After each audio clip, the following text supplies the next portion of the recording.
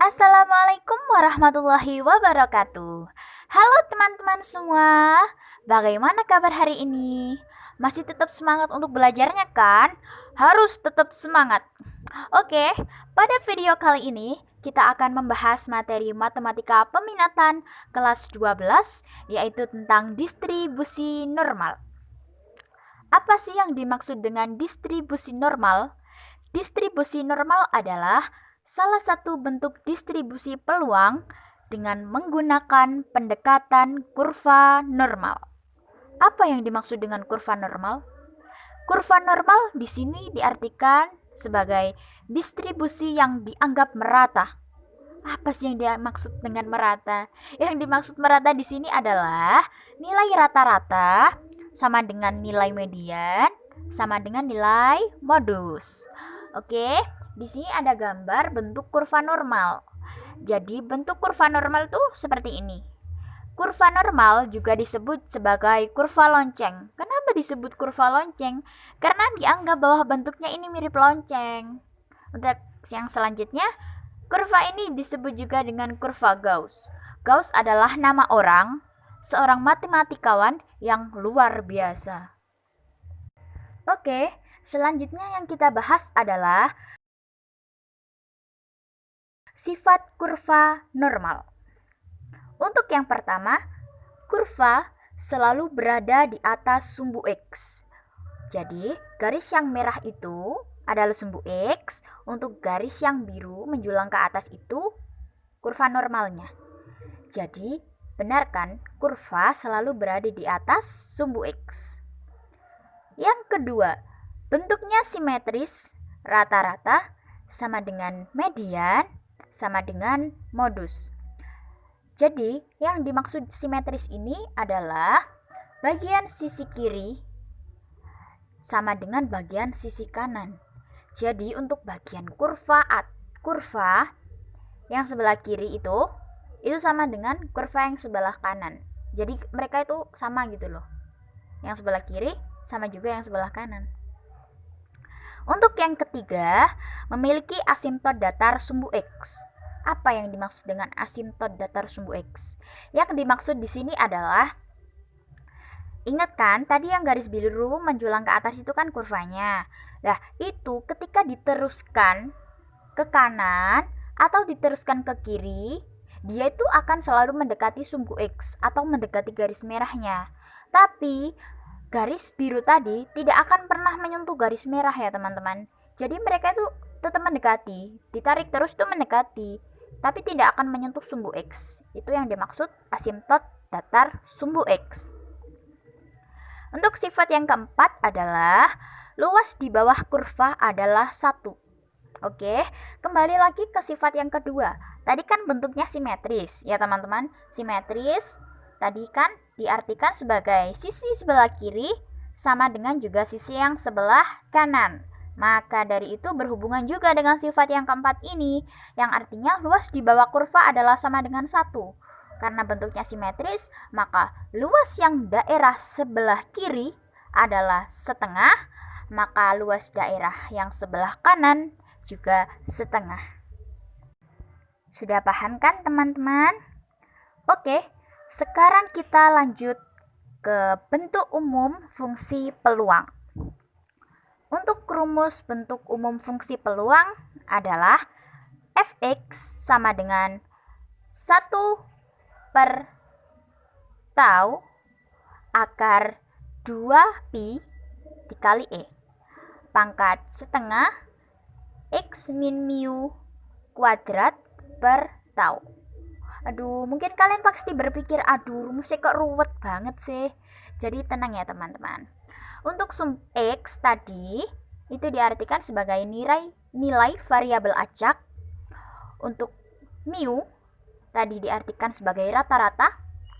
Untuk tau diartikan sebagai standar deviasi, dan untuk E adalah bilangan Euler. Jadi ini sudah ketetapan ya teman-teman. Nilai E adalah 2,71828. Untuk rumus yang selanjutnya adalah rumus peluang distribusi normal. Tadi kan saya sudah menyebutkan rumus distribusi normal umum. Nah, mungkin kalian akan beranggapan lagi, waduh, tadi susah, ada integralnya, terus ada pangkat-pangkatnya juga. Lah, di sini kita akan mengubah rumus normal ke dalam rumus normal yang baku.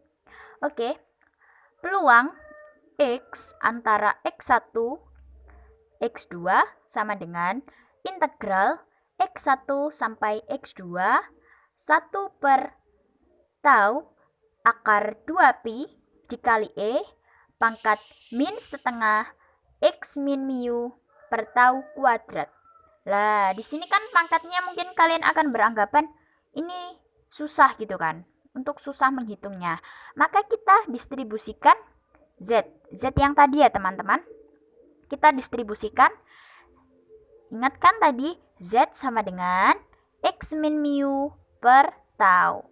Maka rumus distribusi normal yang baku jadi peluang Z1 sampai Z2 sama dengan integral Z1 sampai Z2 1 per akar 2pi dikalikan E pangkat min setengah Z kuadrat.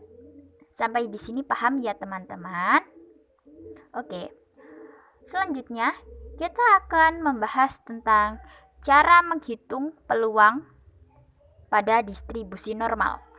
Untuk menghitung peluang distribusi normal, di sini terdapat dua cara. Yang pertama, dengan integral luas daerah di bawah kurva, yaitu dengan rumus yang di atas tadi. Mungkin kalian yang beranggapan ini susah. Dan untuk rumus yang kedua dengan tabel distribusi Z. Ya, kalian juga pasti sudah jelaskan bahwa yang rumus pertama dengan rumus yang kedua ini pasti kelihatan banget bahwa yang pertama ini, aduh, kalian beranggapan integral, waduh ini susah gila. Untuk dari itu kita akan menggunakan rumus mudahnya, yaitu dengan tabel distribusi Z. Nah, di slide ini saya menampilkan tabel distribusi Z. Jadi ini tabelnya. Nanti di bagian belakang saya akan membahas tentang pembahasan cara membaca tabel ini. Ini saya menunjukkannya hanya sebagian ya teman-teman. Untuk nanti kalian yang pengen tahu tabel lengkapnya, saya akan menyertakan link di deskripsi ya. Jadi nanti kalian bisa download, bisa kalian pelajari sendiri. Oke, sekarang kita masuk ke pembahasan soal. Di sini ada kurva. Yang ditanyakan adalah luas daerah di bawah kurva normal baku yang diberi arsir adalah, kita perhatikan dulu. Yang diarsir ini yang warna kuning, yang sebelah kiri. Maka kita tulis dulu peluang Z lebih kecil min 1,30. Kenapa di sini ditulisnya minus?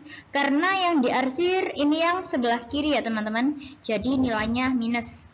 Untuk memudahkan kita dalam pembacaan tabel nanti, maka penulisan peluang ini kita rubah.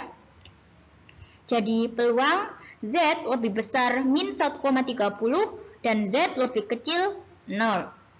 Ingat, luas di bawah kurva nilainya adalah 1.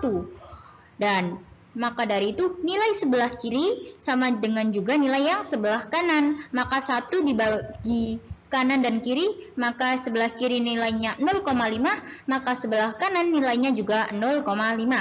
Maka dari itu kita tulis 0,5 dikurangi peluang yang tadi. Nah, sekarang kita masuk ke pembacaan tabel. Di sini yang ditanyakan adalah min 1,30, maka kita lihat di kolom yang pertama. Kita cari yang nilainya 1,3. Kita ke bawah. Nah, ini ketemu 1,3. Nah, tadi kan yang belakangnya 3 kan 0. Maka kita lanjut ke kolom yang kedua, nilainya 0. Tapi kita cari ke bawah yang nilainya itu bertemuan. 1,3 tadi bertemuan dengan kolom yang bernilai 0. Kita cari ke bawah, maka nilainya ini. Oke. Maka kita tulis 0,5 min, tadi nilainya berapa? 0,4 Maka langsung kita hitung hasilnya 0,0968. Maka luas daerah di bawah kurva normal baku yang diberi arsir adalah besarnya 0,0968. Suatu perusahaan penerbangan berdasarkan pengalaman mengetahui bahwa distribusi jumlah koper penumpang yang hilang tiap minggu pada suatu rute tertentu mendekati distribusi normal dengan mu sama dengan 15,5 dan sigma sama dengan 3,6. Probabilitas pada minggu tertentu terdapat kejadian kehilangan kurang dari 20 koper adalah, berdasarkan contoh soal di atas, kita dapat memperoleh informasi sebagai berikut. Yaitu pertama mu sama dengan 15,5 dan sigma sama dengan 3,6 dan x sama dengan 20. Pertama kali kita itu harus menghitung z. Rumus z adalah dalam kurung x min mu per dibagi dengan sigma, yaitu 20 dikurangi 15,5 dibagi 3,6, hasilnya adalah 1,25. Probabilitas pada minggu tertentu terdapat kejadian kehilangan kurang dari 30 koper dinotasikan oleh P dalam kurung X kurang dari 20 sama dengan P dalam kurung Z kurang dari 1,25. Bentuk kurvanya tadi menjadi seperti ini. Setelah diketahui kurva yang seperti ini, kita harus mengetahui berapa nilai Z. Untuk nilai Z untuk skor 1,25. Nah, caranya kita itu pertama Z kan 1,25, berarti dua angka berarti 1,2 ini. Kemudian geser sampai menemukan 5. Dari atas itu 5 lah, berarti ini 0,3944. Nah, dan kita peroleh bahwa P0 kurang dari Z kurang dari Z kurang dari 1,25 adalah 0,3944. Sekarang, untuk mencari luas daerah yang diarsir, kita tuliskan P dalam kurung Z kurang dari 1,25 sama dengan, kita jumlahkan P dalam kurung Z kurang dari 0 ditambah P dalam kurung 0 kurang dari Z kurang dari 1,25. Nah, dapat kita ketahui 0,5 ditambah 0,3944. Hasilnya adalah 0,8944. Jadi, probabilitas kejadian tersebut yang terjadi adalah 0,8944. Oke, kita langsung aja ke pembahasan soal selanjutnya. PT Barco Pharma merupakan perusahaan kimia yang sudah go public. Perusahaan ini mengetahui bahwa rata-rata 5% di antara obat-obatan yang diproduksi kurang layak dijual. Berapa probabilitas bahwa kurang dari 100 obat dari total produksi 2000 obat kurang layak dijual? Oke, kita langsung aja ke pembahasannya. Diketahui mu atau rata-ratanya 5% dan N-nya atau total produksi yaitu 2000. Yang ditanya probabilitas X kurang dari 100. Pertama-tama kita menggunakan dulu rumus standar deviasi. Rumusnya yaitu akar sigma X min rata-rata kuadrat per N. Kalau dimasukkan nilainya sigma 100 min 0,05 kuadrat per 2000. 0,05 yaitu bentuk desimal dari 5%. Kemudian sama dengan 99,95 kuadrat per 2000 sama dengan akar 9990,0025 per 2000 sama dengan akar 4,995 dan hasil akhirnya sama dengan 2,23. Selanjutnya diketahui bahwa rata-ratanya yaitu 5%. Kalau didesimalkan sama dengan 0,05. 0,05 dari N atau total produksi keseluruhan obat yaitu 100. Diketahui X-nya sama dengan 100. Kemudian kita transformasikan ke dalam rumus selanjutnya, yaitu Z sama dengan X min rata-rata per standar deviasi. Kita masukkan dulu angkanya, X-nya sama dengan 100 dan rata-ratanya sama dengan 100 per 2,23 yaitu standar deviasinya. Sama dengan 0 per 2,23 sama dengan 0. Jadi hasilnya sama dengan 0. Probabilitasnya juga sama dengan 0. Selanjutnya kita perhatikan kurva pada gambar di samping.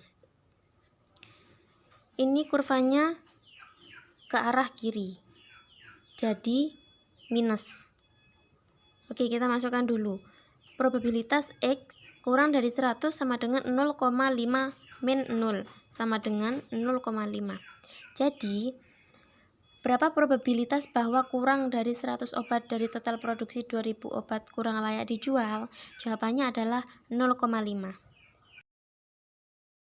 Soal yang akan saya jelaskan. Diketahui suatu variabel acak X berdistribusi normal dengan mu sama dengan 50 dan sigma kecil sama dengan 10. Tentukan nilai P dengan X lebih dari 45 dan X kurang dari 62. Langkah awal, kita mencari nilai Z dengan X1 sama dengan 45 dan X2 sama dengan 62. Untuk mencari nilai Z, kita akan menggunakan rumus Z sama dengan X dikurangi mu per sigma kecil. Sekarang kita akan mencari nilai Z1 terlebih dahulu. Z1 sama dengan 45 dikurangi 50 per 10 sama dengan negatif 0,5. Oh iya, untuk perolehannya, angka 45 diperoleh dari nilai X1 dalam soal. Sedangkan 50 diperoleh dari nilai mu dan 10 diperoleh dari sigma kecil. Selanjutnya, kita akan mencari nilai Z2. Untuk nilai X-nya akan kita ganti dengan nilai X2 yaitu 62. Jadi, Z2 sama dengan 62 dikurangi 50 per 10 sama dengan 1,2. Sehingga probabilitas negatif 0,5 yang mendekati 0 dan 1,2 yang mendekati 0 adalah 0,1915 dan 0,3849. Untuk nilainya dapat kita peroleh dengan melihat tabel Z atau tabel distribusi normal. Tadi kan kita sudah menghitung nilai Z1 dan Z2. Untuk 0,5 kita lihat kolom Z dan kita geser ke kolom 0, maka diperoleh nilai 0,1915. Untuk 1,2 kita lihat kolom Z dan kita geser ke kolom 0, maka akan diperoleh nilai 0,3849. Setelah itu kita jumlahkan kedua nilai dan hasilnya menjadi 0,5764. Jadi hasil yang kita peroleh nilai P dengan X lebih dari 45 dan X kurang dari 62 adalah 0,5764.